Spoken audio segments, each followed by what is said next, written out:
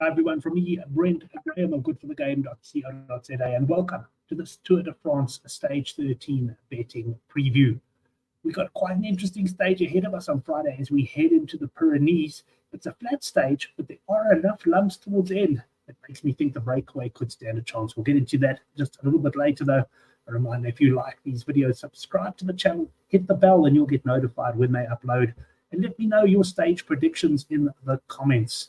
Right, stage 12 results. What a tour it's been for Brent Graham. He won his third stage of the tour with a brilliant sprint finish, edging out Wout van Aert. Actually, De Maar was in third, but he got relegated, and Cavendish also got relegated for their sprint. So it was a bit of a messy sprint, to say the least. We also had a very unfortunate accident about 10 kilometers from the end. The breakaway had long been caught, and the pace was just starting to pick up when, unfortunately, Lutsenko actually, I don't know if he was trying to jump across or just wasn't concentrating, and he hit some road furniture, went flying across and took out a number of riders, including Primož Roglic, who has now dropped out of the yellow jersey contention, and I'm expecting him probably to announce his withdrawal in the morning.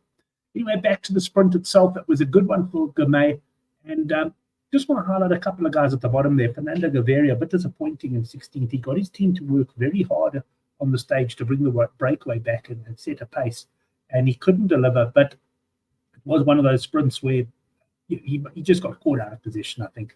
And then I just want to highlight Anthony Turgis. He also took the green jersey points. He's sitting third in the green jersey race. He's obviously not a contender to win it, as you'll see when we have a look now. But he does tend to, he clearly wants to defend that third position, as far as I can tell. So just might be bearing in mind when it comes to things like match bets and that over the coming days. He might get himself involved in some green jersey sprints. Let's have a look at the latest yellow jersey betting. Now, the only change to that, of course, was Roglic falling away from 4th place down, unfortunately, to 6th place. Now, 4:42 behind Pogačar.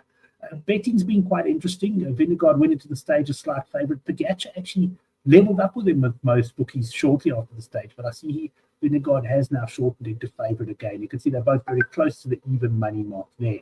Remco Evenepoel 27-1, and poor old Primož, he's out to 310-1. He definitely is a guy who unfortunately crashes more than the next, although I don't think there was much he could have done to avoid that one. Right, in terms of the green jersey update, Graham now well ahead. He's 107 points ahead. He's shortened into 9 to 100s, call it 1 to 10 now. So he's a massive favourite. Philipsen out to 7-1. I've just highlighted Brian Cocard there because he's on 117 points.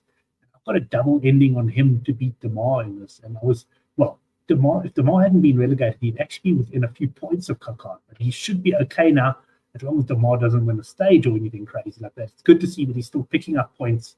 Also in the he's sort of hanging in there with Philipsen and them in the green jersey intermediate sprints. The King of the Mountains only changed today was Abramson got into the break, picked up some points to draw level with Pogačar.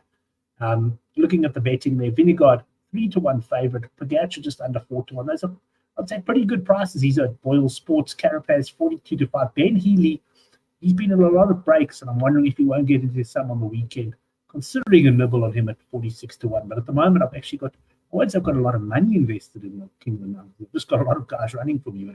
But unless Pogačar and Vingegaard, they had a few breaks when they're not going to get the say. Right, let's have a look at the stage. It's 165.3 kilometers, finishing in Pau. And you can see from the profile it's flat, but it's not perfectly flat. It's these rolling roads that we've got, which are quite nice for breakaways to form. I think this is definitely a stage where we're going to get a decent break go clear, because you'll see the end of the stage here. We've got two Cat 4 climbs. They're not long climbs, but they're fairly steepish. They're certainly enough to make a difference if either the breakaway wants to stay away. Alternatively, what we might get is the breakaway caught and some late attacks going off.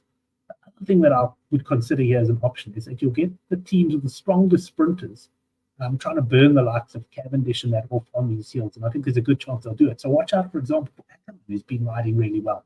His team may come to the front and do some work just to try and soften the legs at the very least of some of the other sprinters. So it's going to be a very exciting stage. It's certainly not one to be missed. What do I think is going to happen? Well, the betting suggests it's going to be a sprint finish. I'm not too sure. I think we're going to get some action. If this stage was stage 2 of the Tour de France, I say without a doubt it's going to be a sprint. But you look at Philipsen's team, for example, they've lost a couple of couple of guys now, so the ability to control the stage is gone. I can't see any of the GC teams taking an interest here. And I actually think what we're going to get is some of these sprinters teams try and get guys into the break.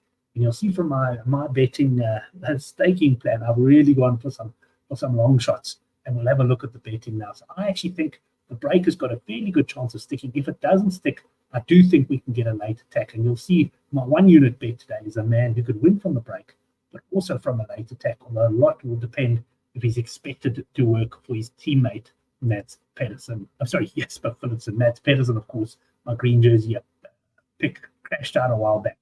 Right, Philipsen is the favorite here, 29-10.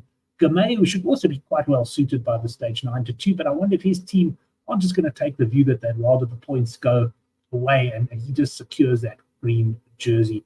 Wout van Aert, he sprinted very well for a guy who had a big crash the day before. He's in a 10-1.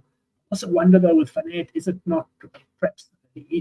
Yeah, I suppose I'll let him sprint if it's a typical jump, a bunch sprint, but he's certainly going to have to be on duty for Videgaard on the weekend in the mountains, no doubt about that. Just a few guys that I've highlighted. Mateo van der Poel at 32-1. Obviously, Philipsen is the favorite for the stage, so if it's a bunch sprint, you'd expect Van der Poel to lead him out. He couldn't do that, by the way, on stage 12 because he was caught up in the crash. But he's 32-1. I can well see a scenario where Alpecin actually put their eggs in the Mateo van der Poel basket. I could see him either getting into the break, potentially doing a late attack. I like him at 32-1. And then I'm going for some real long shots. Michael Matthews, he of course has got Dylan Groenewegen as a teammate. Groenewegen might find this closing finish quite tough. And I wouldn't be surprised if they stick Michael Matthews into the break tomorrow. He's 84-1, the same price as Aaron Buru, who has ridden a pretty good tour so far. He's been a bit quiet over the last few days. He did a bit of pacemaking today to bring the break back. But he's certainly a man, if he can win from a small break, he's quick. And yeah, definitely has the potential to win. I'm going 84-1 there. And a couple of 100-1 shots and better. These odds, by the way, are at Boyle Sports. They're definitely standing head and shoulders above the bookmakers as far as their betting. I think it's fair to say they're putting some time and effort into the betting when they take the feed. They're not just accepting it as it gets handed to them. Alberto Bettiol from EF Education. Well, Bettiol came into this tour in pretty good form. He's shown up once or twice, but this is the sort of stage that might suit him well. I'd say he's probably got to win from the break, although he's got a decent sprint on him. But I'd like to see him in the break. EF have made it clear they want to win stages. They haven't had much success yet. For me, this is a stage where Bettiol could get into the break. And then 160-1 about Brian Kakar. He's obviously not quick enough to beat the likes of Philipsen in a straight-out sprint. Having said that, he's become a very durable and strong sprinter. And if this is hard-ridden, there is a chance that some of the faster sprinters could be dropped. Alternatively, maybe he'll get into the break. He's 160-1, so I'm going to have a go at that. I mean, we've already hit 130-1 shot on this tour. May as well see if we can keep the luck going. Right, let's have a look at the price boost then from Boyle Sports. There's a link in the description box to this one. You can click through and go straight there. I've got Cockard over Ryan Gibbons, a South African, and Groenewegen once again over Cavendish. Now, I must be honest with you, I was under a bit of pressure to meet the time frame to get this bet in after doing my rugby show. And I didn't really think it through properly. I do like Groenewegen here over Cavendish, I'd say, but I actually suspect both of them may not be involved at the finish. I would just hope that Cavendish falls away first, because Cavendish really has struggled when there's been hills, even some shortish ones as well. So I'm going for that. That was 2.85-1 or 39-20. We're now getting 3.15-1 there. So that's a nice price on that double. Interestingly enough, I see the double hasn't been resulted from my previous boost, and that Cavendish actually beat Groenewegen. So in theory, that was a loser, but Cavendish then got relegated. And I think it all depends on the timing. I'm holding thumbs that is a winner. And I have heard from other people who took the double, maybe not on the boost because they wanted to get a bigger bet on. I have heard that it was declared a winner. So holding thumbs there, I'll probably know in the morning. Right, let's have a look then at my bets for the stage. 1 unit, Van der Poel at 32-1. He's my headline pick. I then have Aaron Buru and Matthews each at 84 and Bettiol at 130 and Kokard at 160.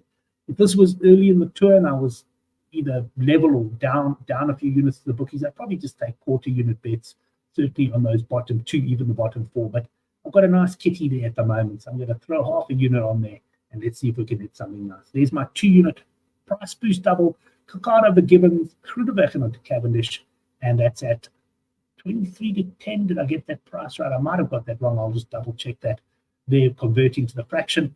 But anyway, it's a pretty decent bet. I think it's actually, yeah, anyway, I've got it wrong. I'm pretty sure about that. Right, all those bets actually are wells. Who certainly are making a name for themselves here in the South African cycling market. Look forward to your stage predictions in the comments if you have any.